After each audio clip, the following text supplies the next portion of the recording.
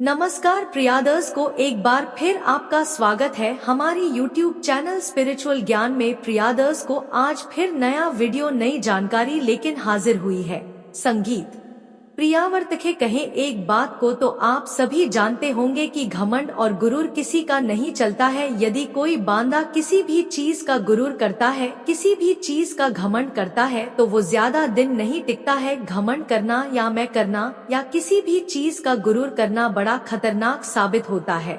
संगीत घमंड गुरूर और मैं रावण जैसे विद्वान लोगों की नहीं चल सकी, उनका भी नामो निशान मिट गया। तो प्रियादर्स को हम तो एक छोटे मोटे इंसान हैं, हमारी क्या औकात है। प्रियादर्स को हमारे पास धन दौलत हो या ना हो, हमारे पास लाठियां हो या ना हो, हमारे पास अच्छा स्वास्थ्य हो या ना हो, लेकिन फिर भी हर आदमी घमंड करता है। पता नहीं किस चीज का गुरूर करता है। आज की जो कहानी है, आज का जो हमारा प्रसंग है, वह आपको यह ज्ञान देने वाला है कि कभी घमंड मत करो, किसी भी चीज का कभी भी गुरूर मत करो। इतिहास इस बात का साक्षी है कि जिन लोगों ने किसी भी चीज का घमंड किया है या गुरूर किया है, उनका पाटन निश्चय हुआ है।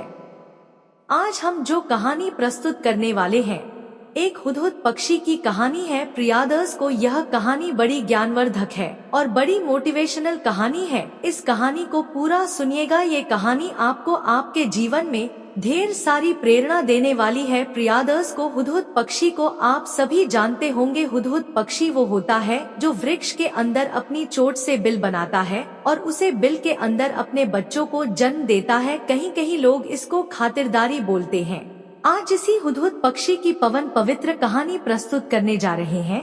इस कहानी में आप जानेंगे कि हुद पक्षी वृक्ष के अंदर अपना बिल क्यों बनाता है, वृक्ष को अपनी चोंच से खोदकर उसके अंदर अपना बिल तैयार करता है। कहानी शुरू करने से पहले जो लोग हमसे नए जुड़े हैं, हमारे चैनल को सब्सक्राइब करें, बेल आइकन ऑन करें, अच्छे कमेंट किया करें ताकि हर आने वाली वीडियो का नोटिफिकेशन सबसे पहले आपको मिले। शुरू करते हैं प्रयास को आज की प्यारी सी कहानी। आज का ही प्यारा सा वीडियो। एक समय की बात है, एक जंगल में एक आवारा हाथी बुरी तरह उत्पात मचाता है। सभी पेड़ पौधों को, सभी वर्षों को उखाड़ के फेंकने लग जाता है। जो भी जीव जंतु उसके सामने आता तो उनको मार गिरता। उसी जंगल में एक हुदहुद पक्षी का जोड़ा रहता था। हुदहुद पक्षी ने एक वृक्ष की डाल पर अपना घोंसला बनाकर अपने अंडे दे रखे द उनका परिवार बहुत सुकून की जिंदगी जी रहा था। हुदहुद पक्षी की पत्नी अंडे देकर और हमेशा अंडों पर बैठी रहती। वो ये सोचती रहती कि कब मेरे नन्हे नन्हे बच्चे अंडों से बाहर निकलेंगे और कब उनका परिवार संपूर्ण होगा। हुदहुद पक्षी और उनकी पत्नी यही इंतजार में रहते कि कब उनके अंडे से बच्चे निकलेंगे और कब उनका परिवार संपूर्ण होगा। हुदहुद की पत्नी दिन भर अंडों पर बैठी रहती। हुदहुद उठकर दूर जाता और भोजन पानी लेकर आता और अपनी पत्नी को खिलाता। हुदहुद की पत्नी 24 घंटे अंडों पर बैठी रहती। उधर उधर हाथी सभी वर्षों को तोड़ता हुआ आ रहा था। कुछ देर बाद गुवाहाटी उसे वृक्ष तक पहुंचता है जहां पर हुदहुद ने अपने अंडे दे रखे द और हुदहुद जहां बैठी हुई थी वह हाथी वहां आता है और उसे वृक्ष को तोड़ देता है। हुदहुद के अंडे नीचे गिर जाते हैं, घोंसला नीचे गिर जाता है, अंडे फूट जाते हैं। अभूद अपना सर पकड़ के रोती है। दोनों पति पत्नी अपना सर पकड़ के रोते हैं। हटी का कर तो कुछ नहीं सकते द भारी भरकम हाथी, ताकतवर हाथी। अब उसका हुदहुद पक्षी क्या बिगड़े। दोनों पति पत्नी अपना सर पकड़ के रोते हैं, चिल्लाते हैं, विलाप करते हैं, लेकिन उनकी कोई सुनने वाला नहीं था। अब हाथी पेड़ पौधों को तोड़ता हुआ आगे निकल जाता है। संगीत हुदहुद और हुदहुद की पत्नी दोनों विलाप कर रहे द रो रहे द तभी उनके पास में एक मैना चिड़िया आती है। मैना चिड़िया की हुदहुद की पत्नी के साथ अच्छी दोस्ती थी, अच्छी मित्रता थी। तब वह मैनाचिड़ी आती है और मैना चिड़िया अपनी मित्र को रोते हुए देखकर उनसे कहती है कि बहाना तुम यूं रो रही हो। तब वह दूध की पत्नी मैना को सारी बातें बताती है।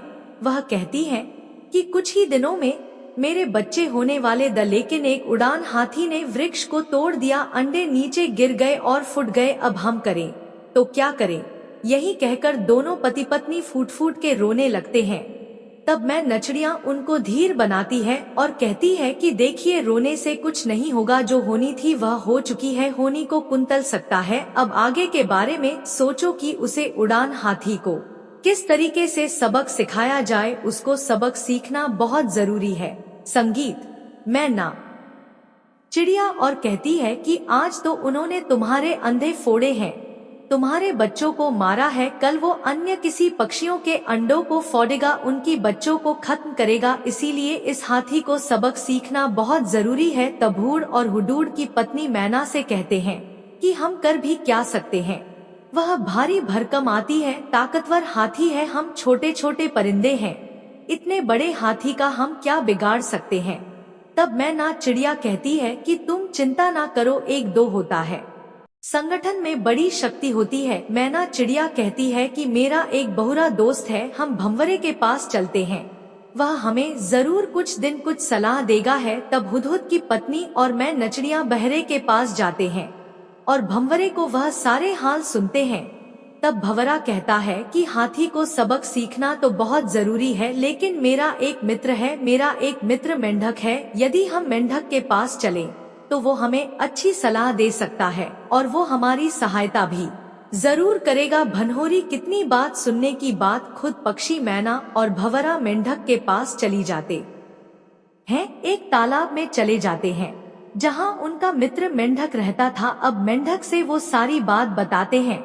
कमेंट कहता है कि मित्रों, तुम चिंता ना करो, मैं कुछ देर गहरी पानी में जाकर और अपना दिमाग चलाता हूँ, क्योंकि मैं जब तक गहरे पानी के अंदर नहीं जाऊंगा तो मेरा दिमाग काम नहीं करता है, इसलिए तुम यहाँ पर इंतजार करो, मैं गहरी पानी में जाकर और सोच के तुम्हें बताता हूँ कि क्या करना है। तो मित्रमंडल पानी में छलांगा लगता है और गहरे पानी में जाके बैठ जाता है। कुछ घंटे के बाद मेंढक फिर से पानी से बाहर आता है और सभी मित्रों से कहता है कि मेरे दिमाग में हाथी को सबक सीखने के लिए एक बड़ा गजब का आइडिया है। संगीत। मेंढक अपना विचार और अपना आइडिया उन सभी के समक्ष रखता है, सभी को वो आइडिया बहुत पसंद आता है और सभी जोर जोर से उछलने लगते हैं, खुशी मनाने लग जाते हैं।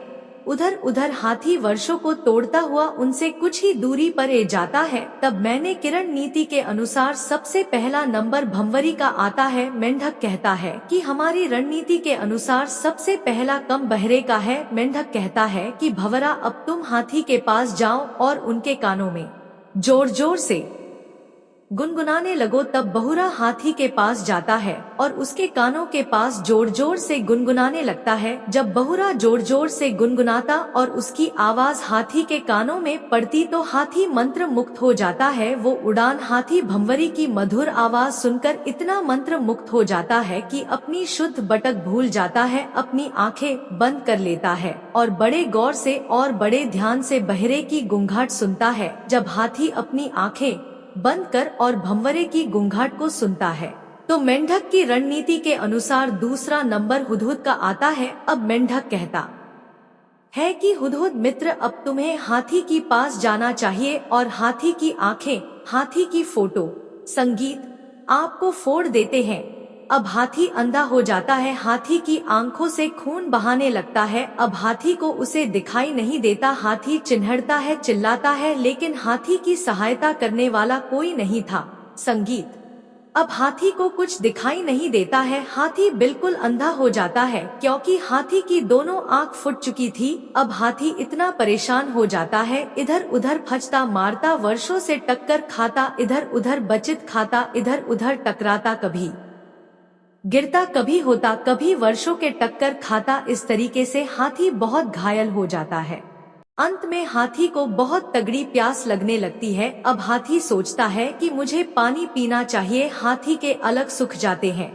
तब आखिरी नंबर मेंढक की रणनीति के अनुसार मेंढक को कहा जाता है। मेंढक अपने सभी मेंढक मित्रों को एक गड्ढे के पास में बिठा देता है। अरुण से कहता है, जब हाथी को प्यास लगने लगे तो तुम्हें जोर जोर से डरावना है और जब मेंढकों की डरावनी की आवाज हाथी सुनेगा तो इधर दौड़ा चला आएगा। इस तरीके की आखिरी रणनीति मेंढकों की थी।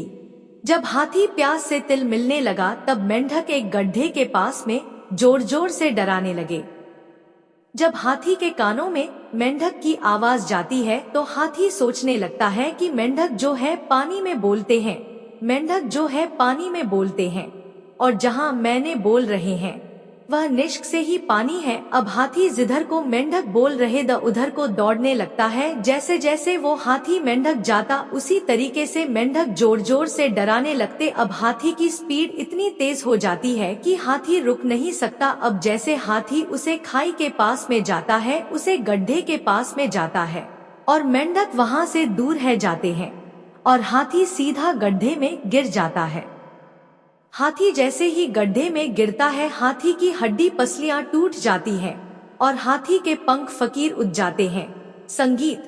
हाथी खत्म हो जाता है। जब हाथी खत्म हो जाता है और उनकी मित्र मैना, भंवरा और मेंढक पूरे मिलकर जश्न मानते हैं, खुशी मानते हैं, कहते हैं कि आज फिर एक रावण का अंत हुआ है, कहते कि आज फिर एक हिरण्यकश्यप का अंत हुआ है, कहते हैं कि आज फिर एक रक्षा का अंत हुआ है। संगीत। प्रियता स्थान पर पहुंच जाते हैं और मैना और हुदहुद एक साथ जाते हैं। तभी दूध मैना से कहता है कि मित्र मैना, मेरी सोच के अंदर एक अजीब सी ताकत आ चुकी है। ऐसा लगता है कि जैसे मेरी चोट किसी सोने की हो, किसी धातु की हो। मेरी सोच में अजीबोगरीब चमत्कार है, ऐसा मुझे प्रतीत होता है। तब मैना कहती है कि मित्र हूँ दूध, यह तुम्हारा भ्रम है, ऐसा कुछ नहीं है। लेकिन हुदहुद और हुडूड की पत्नी कहते हैं कि नहीं, ऐसा नहीं है। हमारी जांच में हमें अजीबोगरीब एक शक्ति का अभाव होता है। हमें एहसास हो रहा है कि हमारी सोच में एक अजीबोगरीब शक्ति है। संगीत। प्री 10 को हुदहुद की पत्नी ने, दोनों ने हाथी की आंख फोड़ने के लिए अपनी अपनी सोच का इस्तेमाल किया था और हुदहुद ने अपनी पूरी आंख के अंदर घुसा दी थी। उधर हुडूड की पत्नी ने भी अपनी पूरी जांच को हाथी की आंख में घुसाकर फोड़ दी थी। इसीलिए हुदहुद की चोट इतनी दंड हो जाती है, लोहे जैसी हो जाती है। उसके बाद हुडूड की चोट में एक अजीबोगरीब शक्ति आ जाती है। तो हुडूड मेला से कहता है कि मित्र मेरा, मैं कह रहा हूँ, मेरा विश्वास कीजिए, हमारी सोच में एक अजीबोगरीब शक्ति का एहसास होता है। तब मैना कहती है कि मुझे यकीन नहीं है कि तुम्हारी सोच में इतनी शक्ति है, तो इसका प्रमाण दिखाइए। तब हुडूड एक वृक्ष में अपनी सोच को मरने लग जाता है। हुडूड अपनी चोंच को वृक्ष में तब तक मारता रहता है जब तक कि उसको कोड़ ना दे, उसमें गड्ढा ना बना दे। हुदहुद एक वृक्ष में एक बिलनुमा गड्ढा बना देता है। तब मैना को एहसास होता है कि वास्तविकता में तुम्हारी चोंच में एक अजीबोगरीब शक्ति आ गई है। उसके बाद से हुडूड पक्षी कभी घोंसला नहीं बनाता है। वो अपने बच्चों को जन्म वृक्ष में घर बना के, वृक्ष में गड्ढा बना करके, बिल बना करके उसमें अपने बच्चों को जन्म देता है और उसी में ही वो रहता है। संगीत। प्रीत रस को हाथी ने घमंड किया था। हाथी को यह गुरूर था कि मेरे शिव कोई शक्तिमान नहीं है। यही सोचकर हाथी जंगल के सभी बड़े बड़े वृक्ष, बड़े बड़े पेड़ पौधों को अपने पांव से, अपने सुर से कुचलना लगा। जो भी जीव जंतु उसके सामने आता उसको कुचलना लगा। लेकिन जो घमंड करता है, जो गुरूर करता है, उसका अंत निश्चय ही हो जाता है। इसी तरीके से एक छोटे से पक्षी हुड ने और उनके सहयोगी मित्रों ने मिलकर एक बड़े से हाथी का विनाश कर दिया। इसलिए कहते हैं प्रियादर्स को कि एक छोटी सी जानकारी बड़े बड़े घड़े को फोड़ देती है, एक छोटी सी जानकारी बड़े मटके को फोड़ देती है। संगीत। इसलिए हर मनुष्य को यह चाहिए कि कभी भी किसी चीज का घमंड ना करे, गुरूर ना करे, चाहे वो ताकत हो, पैसा हो, धन दौलत हो या कोई पदवी हो, कुछ भी हो, लेकिन किसी भी चीज का कभी गुरूर नहीं करना चाहिए, कभी घमंड नहीं करना चाहिए। संगीत। प्रियादर्स को यह कहानी यहाँ समाप्त होती है। हम उम्मीद करते हैं कि इस कहानी से आप ढेर सारी प्रेरणाएं लेंगे। जी नमस्कार।